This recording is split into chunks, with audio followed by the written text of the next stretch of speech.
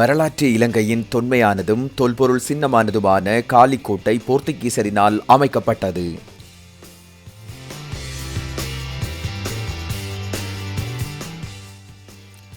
காலி நகரிலிருந்து 3.2 கிலோமீட்டர் தொலைவில் அமைந்துள்ளது பாதுகாப்பு அரணான இந்த காலிக்கோட்டை. 1588ஆம் ஆண்டு, அதாவது 17ஆம் நூற்றாண்டில் போர்த்துகேயரால் முதலில் கட்டப்பட்டு பின்னர் ஒல்லாந்தரால் 1649ஆம் ஆண்டுக்கு பின்னரான காலப்பகுதியில் அரணாக மாற்றியமைக்கப்பட்டது.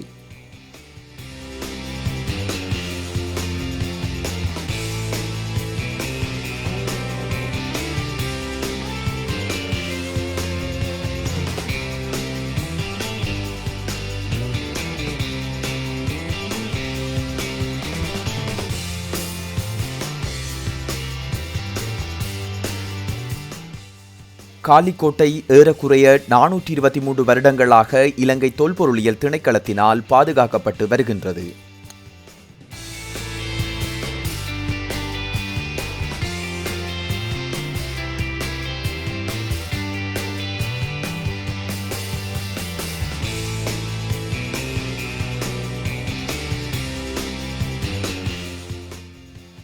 காலிக்கோட்டையை உலக அதிசயங்களில் ஒன்றாக சேர்ப்பதற்கு முயற்சிகள் மேற்கொள்ளப்பட்டாலும் அது பயனளிக்கவில்லை. உலக அதிசயத்தில் இடம் பிடிக்கவில்லை என்றாலும் யுனெஸ்கோ நிறுவனத்தினால் இந்த கோட்டையை சிறப்பாக பேணுவதற்கான முன்னெடுப்புகள் மேற்கொள்ளப்பட்டன.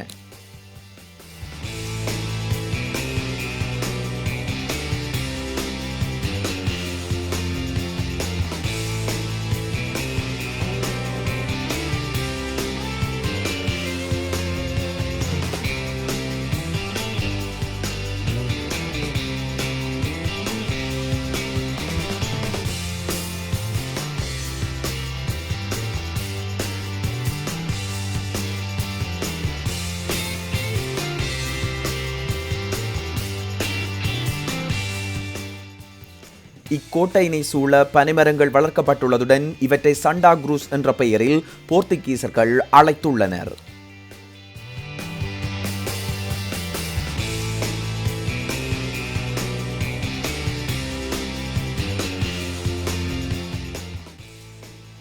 இதன் சுவர்கள் பாதுகாப்பு நோக்கம் கருதி பெலிசேட்ஸ் என்ற கற்களை பயன்படுத்தி அமைக்கப்பட்டுள்ளது. காலிக்கோட்டை தீவின் ஒரு ஓரத்தில் அமைந்திருந்தாலும் இயற்கை எழில் நிறைந்த தனி சிறப்பு கொண்டது இந்த காலிக்கோட்டை.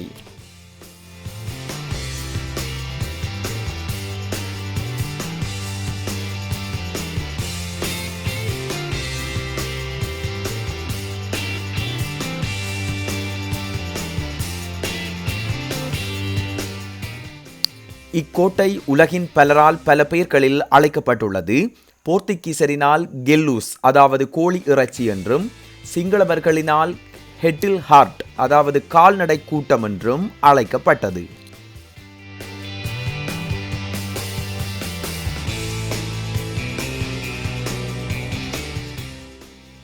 கிறிஸ்துவுக்கு பின் 125 தொடக்கம் 150ஆம் ஆண்டு காலப்பகுதியில் பிட்லோமிஸ் என்பவரின் உலக வரைபடத்தில் காலிக்கோட்டையும் இனங்காணப்பட்டுள்ளமை குறிப்பிடத்தக்கது. இந்த கோட்டையில் 1541ஆம் ஆண்டு போர்த்துகேயர் காலங்களில் பிரத்யேகமாக ஒரு சிறை அமைக்கப்பட்டு சிங்கள கிளர்ச்சியாளர்கள் இங்கு தடுத்து வைக்கப்பட்டனர்.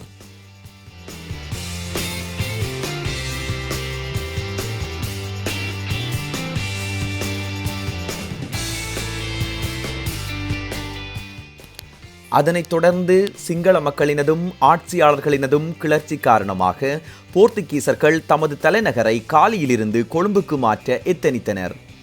இந்த கிளர்ச்சிக்கு காரணம் 1581 தொடக்கம் 1593ஆம் ஆண்டு காலப்பகுதியில் சீதாவாக்கை இராச்சியத்தின் மன்னன் ராஜசிங்கனே ஆவான்.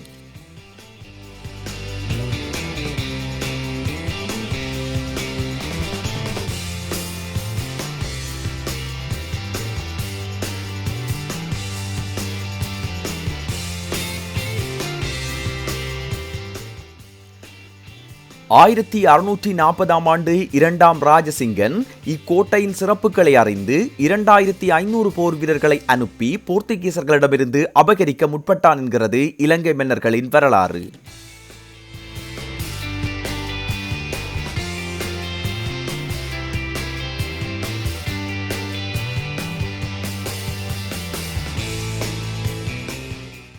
இலங்கைக்கு முதல் பலாமரம் அறிமுகமாகிய காலமும் இக்கோட்டை கட்டப்பட்டதும் ஒரே காலம் என்றுதான் சொல்ல வேண்டும். போர்த்துகீசத்தில் இருந்து பலாமரம் கொண்டு வரப்பட்டு எக்கர்ஸ்லோட் பெஸ்டியன் என்பவரால் கோட்டை வாயிலின் இரு மருங்கிலும் நடப்பட்டது. இப்படி நூற்றாண்டுகள் கண்ட பலாமரத்தை இன்றும் காண முடியும். இதனைத் தவிர பலாமரத்தை சுற்றி தென்னை மரங்களும் நீண்டு வளர்ந்துள்ளன.